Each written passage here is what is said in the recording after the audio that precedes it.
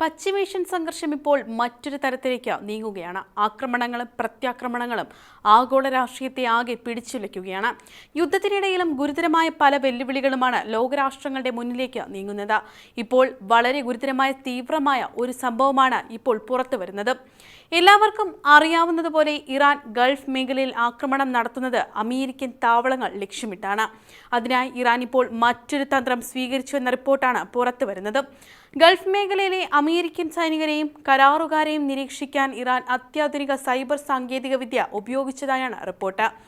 മേഖലയിലെ US ഉദ്യോഗസ്ഥരുടെ അടക്കം ഫോണുകൾ ട്രാക്ക് ചെയ്യാൻ ഇറാനിയൻ ഹാക്കർമാർ പശ്ചിമേഷ്യയിലെ കാലഹരണപ്പെട്ട ടെലികോം അടിസ്ഥാന സൗകര്യങ്ങളിലെ പിഴവുകൾ ചൂഷണം ചെയ്ത റിപ്പോർട്ടുകളാണ് ഇപ്പോൾ പുറത്തുവരുന്നത്.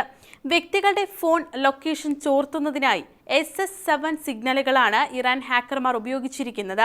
ഡിജിറ്റൽ പരസ്യങ്ങളുമായി ബന്ധപ്പെട്ട ലൊക്കേഷൻ ഡേറ്റയും സൈനികരുടെ നീക്കങ്ങൾ പിന്തുടരാൻ ഉപയോഗിക്കപ്പെട്ടതായി പറയപ്പെടുന്നു.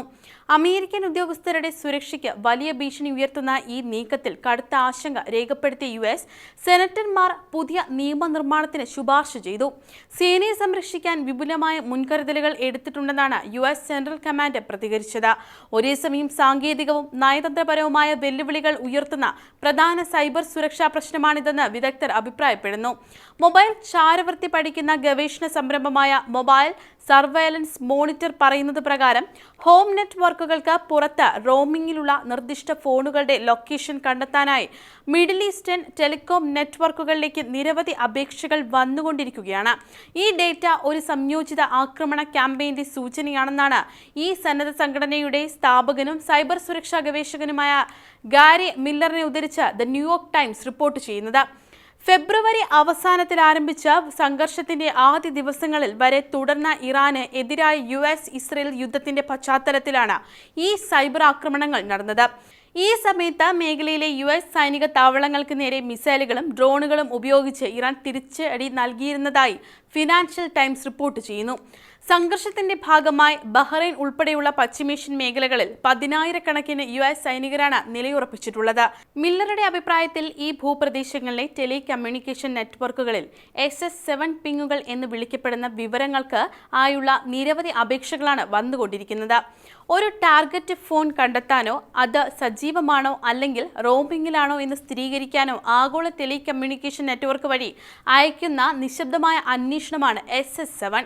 ലോക്കൽ ഫോൺ ദാതാക്കളുമായുള്ള റോമിംഗ് കരാറുകൾ ഉപയോഗിച്ച് ഇറാനോ അവരുടെ സഖ്യകക്ഷികളോ US ഉദ്യോഗസ്ഥരെ കണ്ടെത്താൻ ഈ സാങ്കേതികവിദ്യ ചൂഷണം ചെയ്യുകയാണെന്ന് ഗൾഫിലെ ഉദ്യോഗസ്ഥർ വിശ്വസിക്കുന്നുണ്ട്. തത്സമയവും ഉടനടിയുള്ളതുമായ തുടർച്ചയുമായ ലൊക്കേഷൻ വിവരങ്ങൾ നേടാനുള്ള കഴിവ് ഇറാന് തീർച്ചയായുമുണ്ട്. US ഉപയോക്താക്കളെ ട്രാക്ക് ചെയ്യാൻ ഇറാൻ SS7 അല്ലെങ്കിൽ മേഖലയിലെ മൊബൈൽ നെറ്റ്വർക്ക് ആക്സസ് ഉപയോഗിക്കുന്നില്ല എങ്കിലാണ് അത്ഭുതം. മില്ലർ പറഞ്ഞ വാക്കുകളായിരുന്നു ഇത്. ബ്ലോക്ക് ചെയ്യപ്പെട്ട ട്രാക്കിംഗ് ശ്രമങ്ങളിൽ ചിലതെങ്കിലും ഒരു ഇറാനിയൻ മൊബൈൽ ഫോൺ ഓപ്പറേറ്ററുമായി ബന്ധിപ്പിക്കാൻ കഴിയുമെന്നും അദ്ദേഹം അഭിപ്രായപ്പെട്ടു. യുദ്ധസമയത്ത് മേഖലയിലെ സായുധ സംഘങ്ങളുടെ പിന്തുണയോടെ ഇറാഖിലെയും US നേവിയുടെ 5ാം കപ്പൽപ്പടയുടെ താവളമായ ബഹ്റൈനിലെയും ഹോട്ടലുകൾക്കും പശ്ചിമേഷ്യയിലെ മറ്റ് പ്രദേശങ്ങൾക്കും നേരെ ഇറാൻ ആക്രമണം നടത്തിയിരുന്നു. അമേരിക്കൻ ഉദ്യോഗസ്ഥർക്കും ഈ ആക്രമണങ്ങളിൽ പരിക്കേറ്റിട്ടുണ്ട്. ലക്ഷ്യസ്ഥാനങ്ങൾ കണ്ടെത്താൻ ഇറാൻ ഫോൺ നെറ്റ്വർക്ക് സിഗ്നലുകൾ ഉപയോഗിക്കുന്നത് അവരുടെ സൈബർ യുദ്ധശേഷിയിലെ പുരോഗതിയാണ് സൂചിപ്പിക്കുന്നത്. ഇത് ഇറാന്റെ മിസൈൽ പരിധിയിലുള്ള അമേരിക്കൻ ഉദ്യോഗസ്ഥർക്ക് വലിയ അപകടമുണ്ടാക്കുന്നു. സ്മാർട്ട് ഫോണുകൾക്ക് നിർമ്മാതാക്കൾ നൽകുന്ന പരസ്യത്തിനുള്ള ഐഡികൾ വർഷങ്ങളായി ഒരു പ്രത്യേക ഫോണിന്റെയോ അല്ലെങ്കിൽ ഒരു കൂട്ടം ഉപകരണങ്ങളുടെയോ സ്ഥാനം കണ്ടെത്താൻ സഹായിക്കുന്നുണ്ട്. അമേരിക്കയും നിരീക്ഷണത്തിനായി ഇത്തരം പരസ്യ സാങ്കേതികവിദ്യ ദുരുപയോഗം ചെയ്തിട്ടുണ്ട്. എന്നാൽ ശത്രുക്കൾ അമേരിക്കൻ ഉദ്യോഗസ്ഥരെ പിന്തുടരുന്നത് അമേരിക്കൻ നിയമനിർമ്മാതാക്കളെ ആശങ്കയിലാക്കിയിരിക്കുകയാണ്. സ്മാർട്ട് ഫോൺ പരസ്യ സാങ്കേതികവിദ്യ സൈന്യത്തെ ആക്രമണങ്ങൾക്ക് വിധേയമാക്കുന്നു എന്ന് അവർ മുന്നറിയിപ്പ് നൽകുന്നു. യുദ്ധത്തിൽ അമേരിക്കൻ ഉദ്യോഗസ്ഥരെ ലക്ഷ്യമിടാൻ ശത്രുക്കൾ വാണിജ്യപരമായ ലൊക്കേഷൻ ഡേറ്റ ഉപയോഗിക്കുന്നത് ഇത് ആദ്യമായിരിക്കുമെന്നാണ് ഒറിഗണിൽ നിന്നുള്ള ഡെമോക്രാറ്റിക് സെനറ്ററായ റോൺ വൈഡൻ നിരീക്ഷിച്ചത്. US സർക്കാർ ജീവനക്കാരുടെ ഡിജിറ്റലൈസ്ഡ് ഫുട് പ്രിന്റ് കമ്പനികൾ വിൽക്കുന്നത് തടയാൻ നിയമനിർമ്മാണം നിർദ്ദേശിക്കുന്നതായി നോർത്ത് കരോലിനയിൽ നിന്നുള്ള റിപ്പബ്ലിക്കൻ നിയമനിർമ്മാതാവ് പാറ്റ് ഹാരിഗൻ ഫിനാൻഷ്യൽ ടൈംസിനോട് പറഞ്ഞിരുന്നു. US ഉദ്യോഗസ്ഥരെ നിരീക്ഷിക്കാനോ ലക്ഷ്യമിടാനോ ശത്രുക്കൾ വാണിജ്യ ലൊക്കേഷൻ ഡേറ്റ ചൂഷണം ചെയ്യുന്നതിനെക്കുറിച്ച് തങ്ങൾക്ക് ഒന്നിലധികം ഭീഷണി റിപ്പോർട്ടുകൾ ലഭിച്ചിട്ടുണ്ടെന്ന് ഏപ്രിലിൽ US സെൻട്രൽ കമാൻഡ് കോൺഗ്രസിനെ അറിയിച്ചിരുന്നു.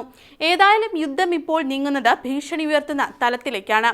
കടിഞ്ഞാണിട്ടില്ല എങ്കിൽ ഉണ്ടാകുന്ന പ്രത്യാഘാതം വളരെ വലുതായിരിക്കും.